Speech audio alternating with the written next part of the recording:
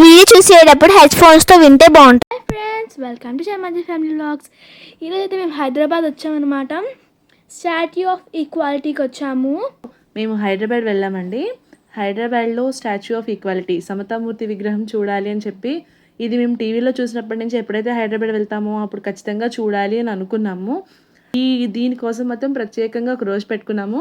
Morning వెళ్దాం అనుకున్నాము, but కానీ ఏంటంటే ఈవినింగ్ వెళ్తే అక్కడ వాటర్ ఫౌంటైన్ ఉంటుంది, అది లైటింగ్తో బాగుంటుంది అని చెప్పారని చెప్పి ఈవినింగ్ వచ్చామన్నమాట. మనకి యాక్చువల్లీ అయితే 9 దాకా ఉంటుందన్నమాట. ఈ టెంపుల్ 9 వరకు ఉంటుందండి. నెక్స్ట్ ఏంటంటే మనకి ఆ వాటర్ ఫౌంటైన్ చూడాలి అనుకుంటే ఈవినింగే వెళ్తే బాగుంటుంది. అంటే మార్నింగ్ కూడా ఉంటుందట, బట్ కానీ లైటింగ్ అదంతా కూడా మనకి ఈవినింగే బాగా కనిపిస్తుంది. దూరం నుంచి చూడడానికి అయితే ఎవ్వరు లేనట్టు కనిపించారు, కానీ లోపల మాత్రం చాలా మంది ఉన్నారు. గుద్దుకుంటూ వెళ్ళమే.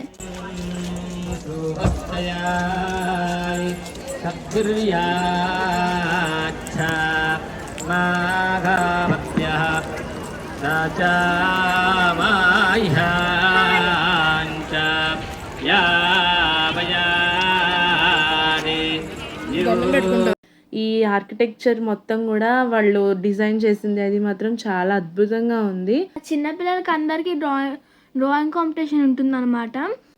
ఈ విగ్రహం చూడడానికి సిటీ నుంచి చాలా దూరం రావాల్సి ఉంటుంది. సుమారు 60 కిలోమీటర్ల దాకా ఉంది. శంషాబాద్ నుంచి అయితే కనుక దగ్గర.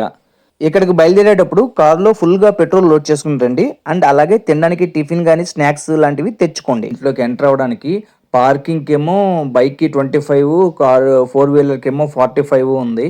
అండ్ ఇదిగో ఇప్పుడు ఈ ఏనుగు కనిపిస్తుంది కదా, ఈ ఏనుగు పక్కన నుంచి ఎంట్రీ ఉంది లోపలికి. కానీ చెప్పులు అవి కారులో ఇప్పేసుకుంటే మంచిది. ఇదిగో ఈ ఫెన్సింగ్ ఉంది కదండి, దీప్తి వాళ్ళు వస్తున్నారు. అక్కడ వరకు అయితే ఎవరికైనా పబ్లిక్ అందరికీ అలౌడ్ ఉంది. ఇది చెప్పుల స్టాండ్ అనమాట. ఇక్కడ మనం చెప్పులు పెట్టేసి ఇదిగో ఈ స్తంభాలు ఉన్నాయి కదా, ఆ లోపలికి మనం ఎంటర్ అవుతాం. ఎంటర్ అయినప్పుడే ఆ సమతామూర్తి విగ్రహం దగ్గర సమనం చూడడానికి, లోపల లేజర్ షో చూడడానికి, ఆ 108 మెట్లు ఎక్కి స్వామివారిని దగ్గర నుంచి చూడడానికి కూడా వీలవుతుంది.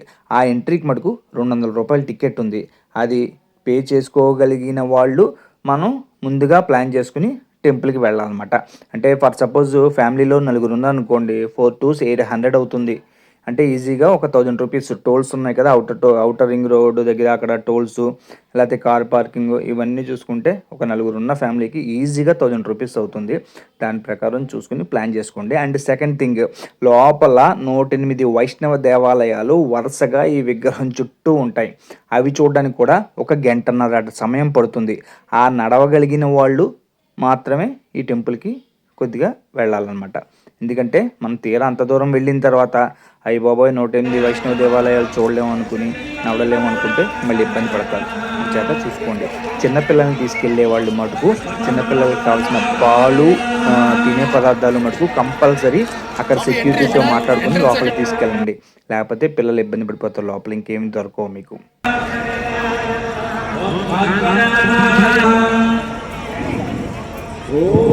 ఓం గంధమాదన సంయుక్తాయ నమః. ఓం లంకా. సో యాక్చువల్ మేము ఏంటంటే ఇక్కడ ఇంత పెద్ద పార్కింగ్లో మేమైతే ఆ కార్లో కన్ఫ్యూజన్ అయిపోయాం. అన్ని కార్లు అలాంటివి, మా కార్ లాంటివి 3 ఉన్నాయన్నమాట. నెంబర్ ప్లేట్ పెట్టి చెప్పేసేయచ్చు అనుకోండి. 2 టైమ్స్ ఎత్తుక్కున్నాక మన కార్ లాస్ట్ ఎక్కడ పెట్టామన్నమాట. ఇక్కడ నుంచి అక్కడ నడుచుకుని వెళ్ళడానికి ఒక 10 minutes ఎంత పట్టింది. సో అదనమాట. బాయ్ ఫ్రెండ్స్, మళ్ళీ నెక్స్ట్ వీడియో కలుద్దాం.